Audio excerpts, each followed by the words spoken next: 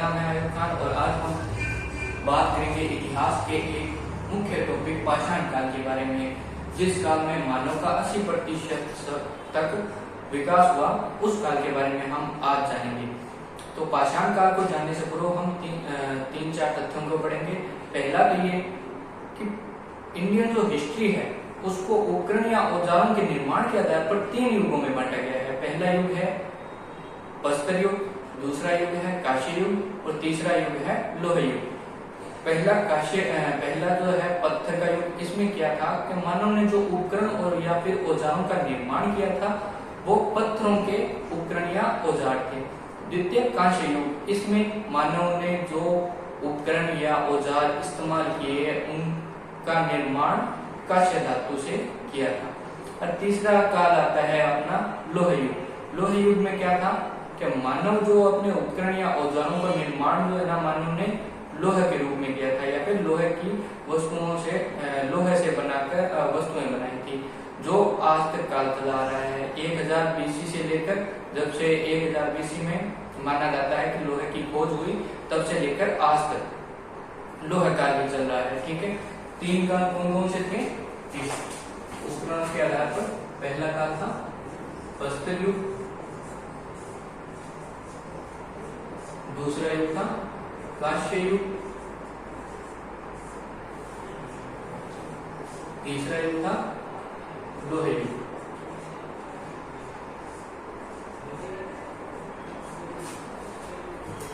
और प्रस्तर युग जो है वो मानव के आरंभ से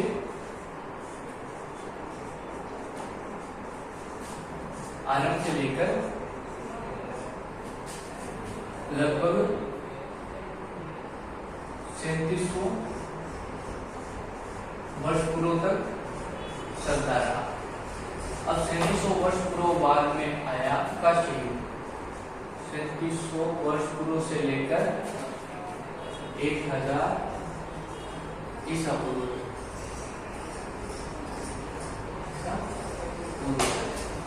1000 ईसा पूर्व से BC से आज तक क्या चला रहा है? लोह युग। यह है इसका विभाजन उपकरण या औजारों के निर्माण के आधार पर 3 युगों में बांटा गया है, प्रस्तर युग, कांस्य युग और लोह युग। प्रस्तर युग में पत्थरों का निर्माण, पत्थरों के औजारों का निर्माण, कांस्य युग में कांस्य के औजारों का निर्माण और लोह युग में लोहे के उपकरण या औजारों का निर्माण किया गया था।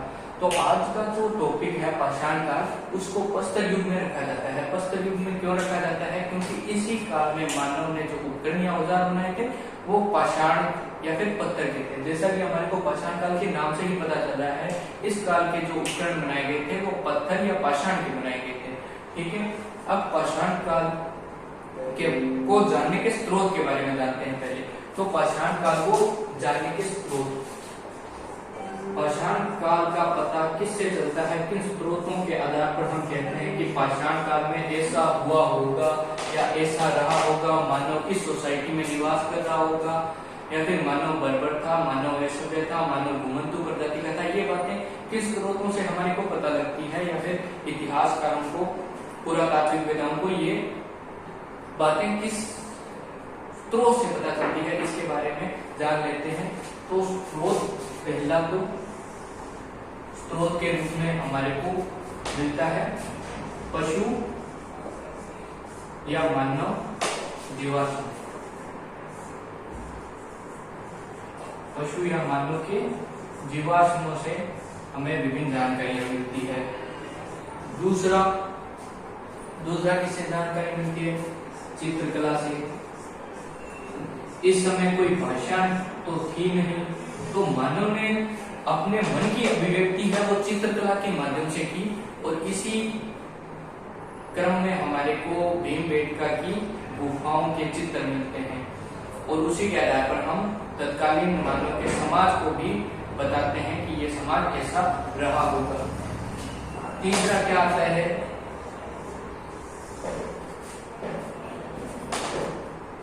मानव का निवास स्थान।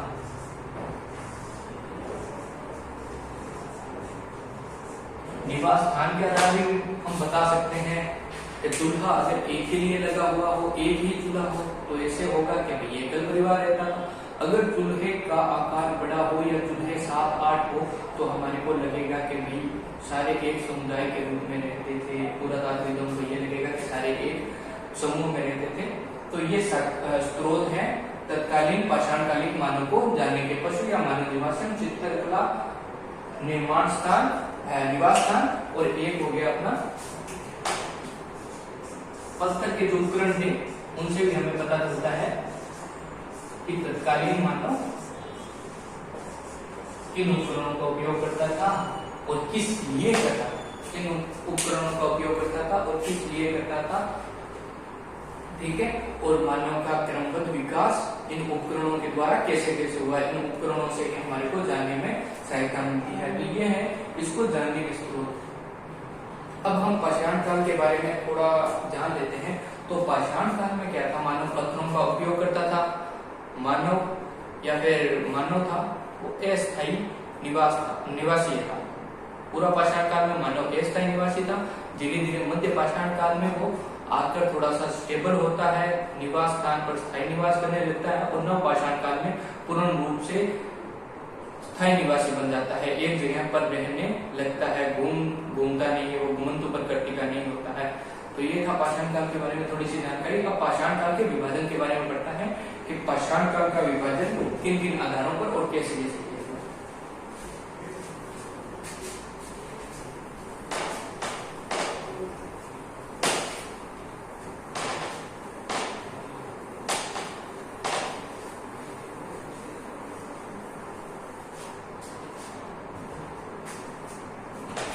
पाषाण काल का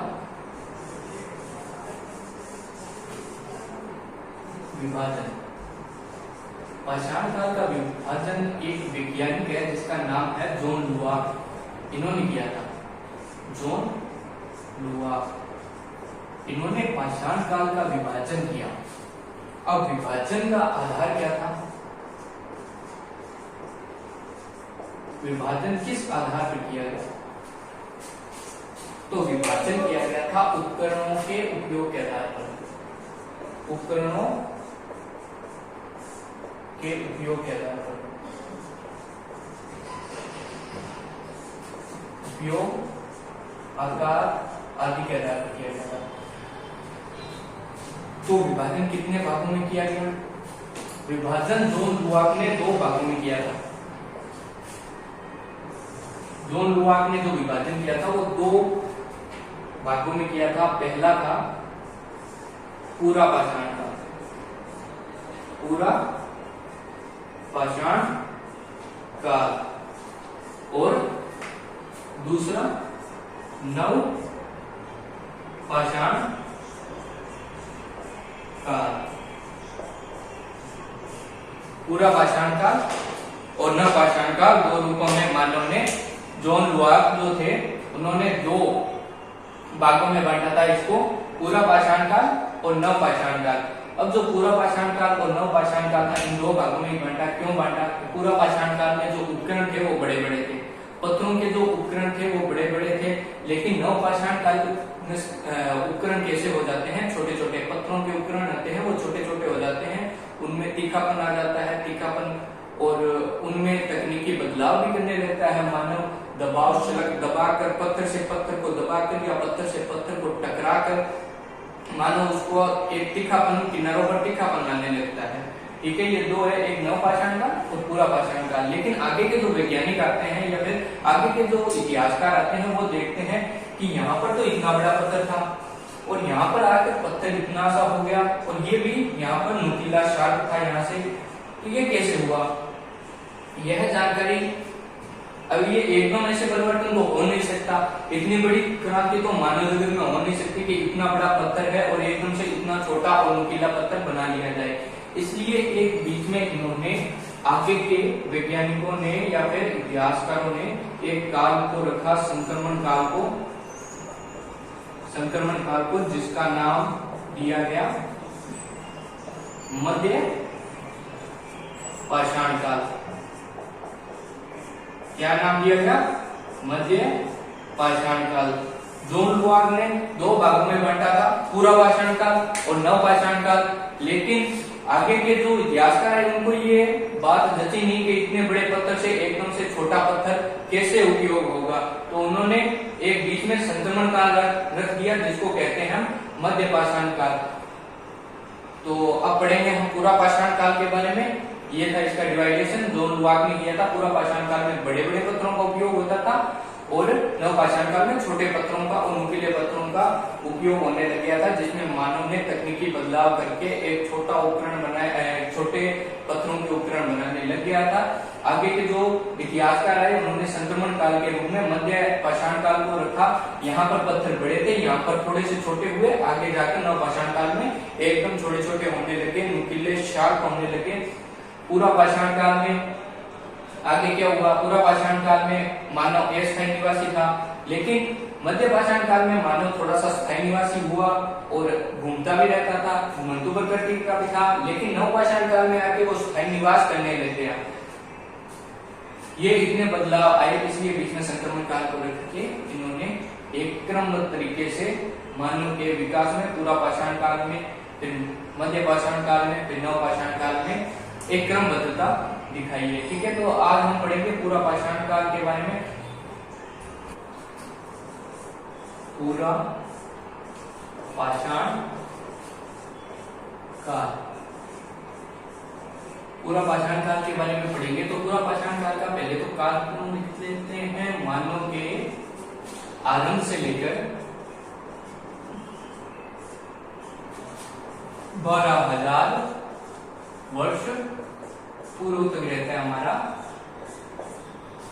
पूरा पाषाण काल। इस काल के मानव की स्थिति के बारे में देखते हैं। तो इस काल का मानव बर्बर था, असभ्य था,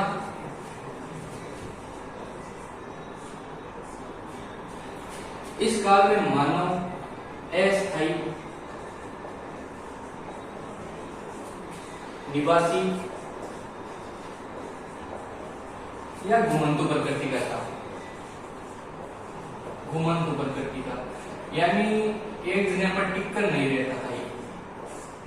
जैसे आज रह रहे हैं ना, एक जगह हमारा घर स्थापित है, हम वहीं पर रह रहे हैं, हमारा अलग हम जा के ये आज घर ये है, कल घर कहीं और होगा, परसों घर कहीं और होगा, ऐसा नहीं था, ऐसा नहीं है।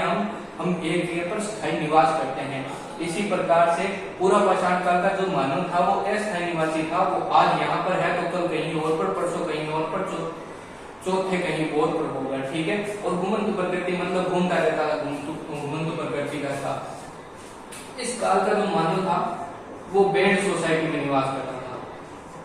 कौन सी सोसाइटी थी? Band society. बैंड सोसाइटी से क्या तात्पर्य है?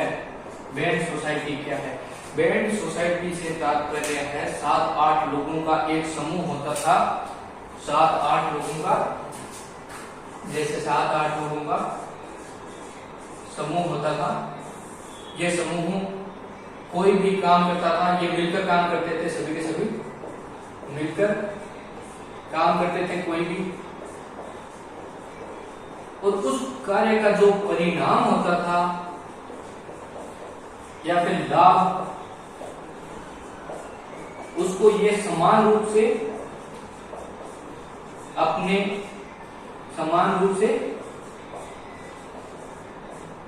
विभाजित कर लेते थे, समान रूप से आपस में विभाजित कर लेते थे। समान रूप से क्या विभाजित कर लेते थे? कोई उदाहरण देकर समझाओ। तो उदाहरण देता हूं, जैसे 7-8 लोग रहते थे, ये 7, 8, 10, 12, 15 लोग, इससे ज्यादा नहीं, 15 लोग। ठीक है, 15 लोग ये रह रहे थे, एक सोसाइटी में रहते हैं, एक समाज में रहते हैं। 15 लोग, छोटा सा समाज था, एक कबीला भी नहीं कह सकते थे, 15-16 लोग रहते थे। अब ये 15-16 लोग है ना, ये आपस में सभी समान है। आर्थिक स्तर पर, सामाजिक स्तर पर, राजनीतिक तो था ही नहीं, सामाजिक, आर्थिक और राजनीतिक स्तर पर कोई राजा दूजा नहीं था। सभी ये अपने आप में ये राजा थे, कोई राजा नहीं था। अपने घर की प्रॉब्लम आप देखो, ये 15-20 जने होते थे, शिकार करने गए। शिकार के समय इनमें से एक कोई व्यक्ति नेता बन जाता था। जैसे हमारे कोई पंचायती करता ना, बीच में कहीं कहीं पर लड़ाई हो गई तो ये आदमी आता है बीच में, वो बहुत बोलता है कि बस लड़ाई क्यों कर रहे हो, कि ये बात होगी कि ये तो कोई बात नहीं है लड़ाई करने की, आपस में सुलझा देता है बात को। इसी रूप में इसी प्रकार यहाँ पर होता था। ये 15-16 बंदे ये शिकार करने जाते थे, इन्होंने शिकार किया, शिकार करते समय एक नेता उभर के आया इन्हीं के बीच में से, और वो नेता बताता है इनको बताता है, दिशा निर्देश देता है कि इस शिकार को हम ऐसे करेंगे।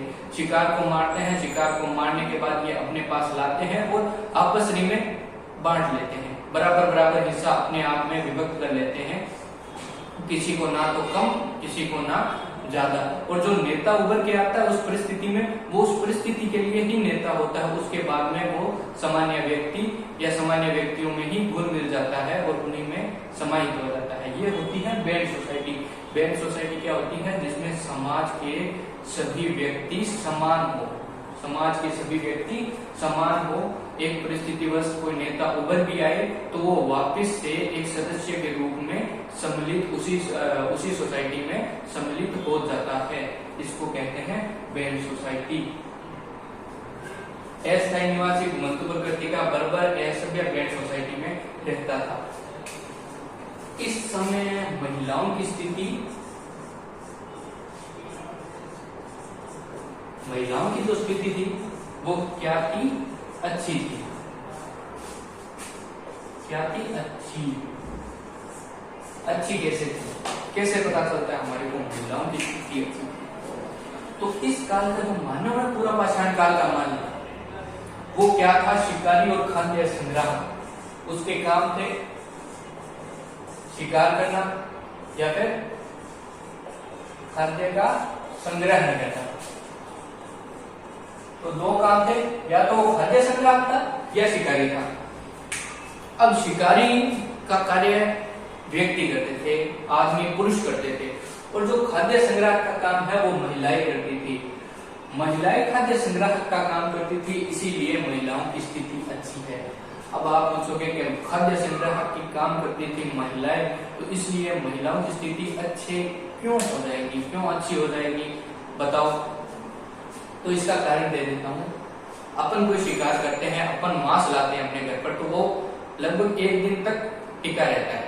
1 दिन तक उसका उपयोग हम जैसे करना चाहें वैसे कर सकते हैं। उसके बाद में वो हम कहते हैं खराब हो जाता है, अगले दिन वो खराब हो जाता है। लेकिन जो खाद्य संग्राहक का काम था, जहाँ पर कंद मूल फल फूल सब्जी लेके आते हैं वो हम घर पर, वो बहुत दिनों तक चलती है, वो 7-8 दिनों तक चलती है। इसलिए जो महिलाएं काम करती थी उनके काम की बहुत महत्वता थी, इसीलिए महिलाओं की भी काम के कारण महत्वता बढ़ेगी। आर्थिक परिप्रेक्ष्य जब महिलाओं का अच्छा होगा, आर्थिक स्थिति जब महिलाओं की अच्छी होगी, तो फिर उनकी राजनीतिक और सामाजिक स्थिति भी अच्छी होगी। ऑब्वियसली बात है। अगर आज कोई महिलाएं काम करने लग रहा है, कमाने लग रहा है, उसकी महिलाओं की आर्थिक स्थिति, उस महिला की आर्थिक स्थिति तो ठीक होगी, क्योंकि उससे कहीं से पैसे आएंगे, और उसके घर में भी उसकी पूछताछ होगी, उसका पति भी उसके आगे पीछे घूमेगा, या फिर पति भी उसकी बात मानेगा। ठीक है, क्या हाँ जी क्या करना है। तो उससे क्या होगा? उसकी सामाजिक स्तर अच्छा होगा, और राजनीतिक स्तर कैसे अच्छा होगा? अगर कोई महिला कमा रही है तो वो बाहर के बारे में जान रही है, वो राजनीतिक परिप्रेक्ष्य के बारे में जान रही है, अपने अधिकारों के बारे में जान रही है कि मेरे अधिकार क्या है, एक महिला होने के नाते मेरा अधिकार क्या है और मेरे कर्तव्य क्या है। तो राजनीतिक परिप्रेक्ष्य से भी उसकी महत्वता बढ़ती है, इसलिए यहाँ पर महिलाओं की स्थिति अच्छी थी।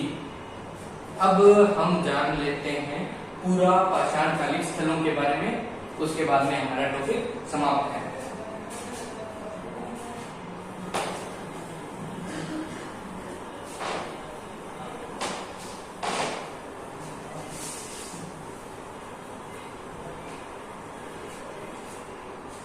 स्थलों के बारे में जानने से पूर्व एक मैप बना लेते हैं भारत का।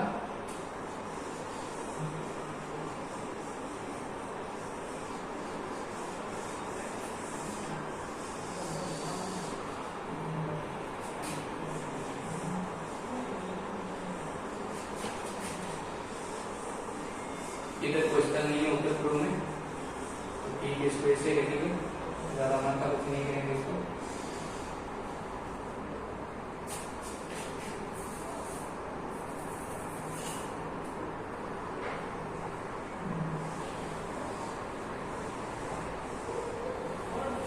ये हमारा बन गया भारत। भारत का पहला पूरा पाषाणकालीन स्थल जो था वो था अतिरम पक्कम, और यहां से ही पहले उपकरण की खोज की गई थी। पहले पूरा पाषाणकालीन उपकरण की खोज की गई थी, वो क्या था? हस्त कुठार। हस्त कुठार का मतलब है हैंड एक्स। हैंड एक्स का उपयोग करते थे यहाँ पर अतिरम पक्कम। और ये अतिरम पक्कम था कहां पर? आज का चेन्नई जो है ना, यहाँ पर है अतिरम पक्कम हस्त कुठार। और ये हस्त कुठार खोजी किसने थी? तो रॉबर्ट ब्रुस्टुक ने। रॉबर्ट ब्रुस्टुक ने इसकी खोज की थी। और ये पहला उपकरण है जो भारत में पूरा पाषाणकालिक है, और सबसे प्राचीनतम यही उपकरण है हस्त कुठार। ठीक है, इसीलिए अतिरम पक्कम। और इसका एक सहायक स्थल है जिसको बोलते हैं हम पल्लवरम। ये भी कहां पर है? तमिलनाडु में। पीएम मतलब तमिलनाडु में। ये तो दोनों स्थल है, इनको क्या बोलते हैं? हस्त कुठार संस्कृति। कौन सी संस्कृति है? हस्त कुठार संस्कृति। क्यों हस्त कुठार संस्कृति क्यों है? क्योंकि पल्लवरम और अतिरम पक्कम दोनों स्थलों पर क्या मिले हमारे को? ज्यादातर हस्त कुठार उपकरण के रूप में क्या मिले हैं? हस्त कुठार। तो इसीलिए इसको क्या बोलते हैं? हस्त कुठार संस्कृति। तमिलनाडु चेन्नई के पास क्या है? यहाँ पर अतिरम पक्कम पहला स्थल ये रहा। ठीक है, अब दूसरा आते हैं अपन थोड़ा सा ऊपर महाराष्ट्र में। यहां पर था दूसरा स्थल।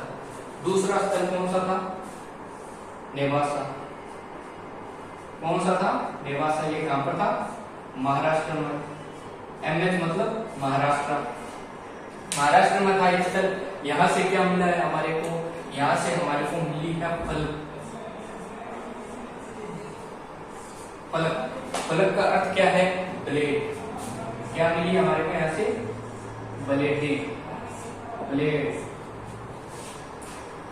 यहां से हमारे को ब्लेड मिली है, जिसको पुरातात्विक भाषा में लोहे के क्या नाम है, पत्थर के उपकरण थे, उनको क्या बोलते हैं हम? फलक।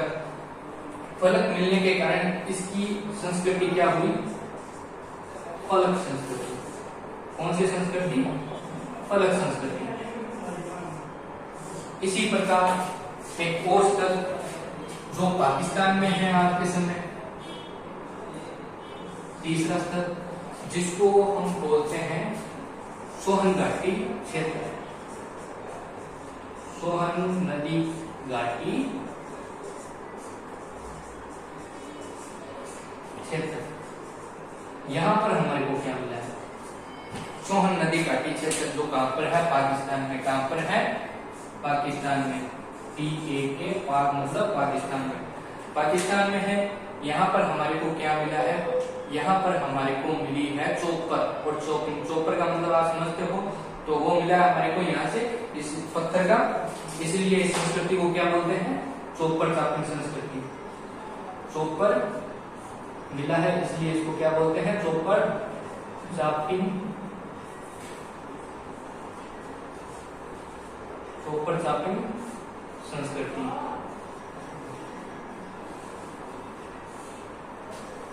इसके अलावा कुछ महत्वपूर्ण स्थल हैं जिनको हम रेंडमली देखेंगे। तो पहला तो है एमपी में मिला हथनोरा। एमपी में हथनोरा। यहां पर अरुण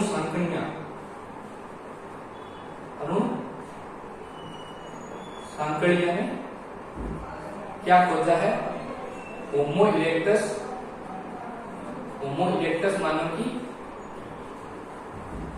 खोपड़ी होती है। यहाँ पर क्या खोजी है? होमो इरेक्टस मानव की खोपड़ी होती है, जो प्राचीनतम मानव की खोपड़ी या फिर मानव शक्ल्य, मानव का जो ढांचा है, हड्डियों का ढांचा था उसका प्राचीनतम अवशेष कहाँ पर मिला है? अधनोरा, जो कहाँ पर है? मध्य प्रदेश में। इस यहाँ पर अरुण सांगड़िया नाम के एक पुरातात्विक ने होमो इरेक्टस की खोपड़ी खोजी है, जो भारतीय उपमहाद्वीप की प्राचीनतम होमो इरेक्टस की खोपड़ी है, प्राचीनतम मानव की खोपड़ी है। कहाँ पर मिली है? अधनोरा में। इसके अलावा कर्नाटक में एक जगह है जिसका नाम है कुरनूल। क्या नाम है? कुरनूल। कहाँ पर है? कर्नाटक में। यहां से हमारे को क्या मिले हैं? आग के साक्ष्य। किसके साक्ष्य मिले हैं? आग के। यहाँ पर हमारे को आग के साक्ष्य मिले हैं, इसका मतलब ये नहीं है यहाँ पर मानव ने आग का उपयोग करना सीख लिया था। यहाँ पर आग के साक्ष्य मिले हैं, इसका अर्थ यह है कि इस समय का जो मानव था उसने आग का तो आविष्कार कर लिया था। आग का तो उसको पता था कि हाँ भाई आग नाम की कोई चीज होती है, बट उसको ये नहीं पता था कि आग से पकाकर हम स्वादिष्ट भोजन तैयार कर सकते हैं जो हमारी सेहत के लिए अच्छा है, या फिर उससे रोशनी कर सकते हैं हम। इस प्रकार का उपयोग उसने नहीं करना सीखा था, उसने बस आग का आविष्कार कर लिया था पूरा पाषाण काल में, जो हमें कुरनूल की गुफाओं में, जो कर्नाटक में, उसमें देखने को मिलता है। इसके अलावा कोई क्षेत्र एक महाराष्ट्र में ही अपने नेवासा के मुंबई के पास पड़ता है, जिसका नाम है पटने। महाराष्ट्र में एक जगह पड़ती है जिसका नाम क्या है? पटने। पटने, महाराष्ट्र। यहां से हमारे को क्या मिला है? शत्रुमुर्ग। शत्रुमुर्ग के अंडे के खोल।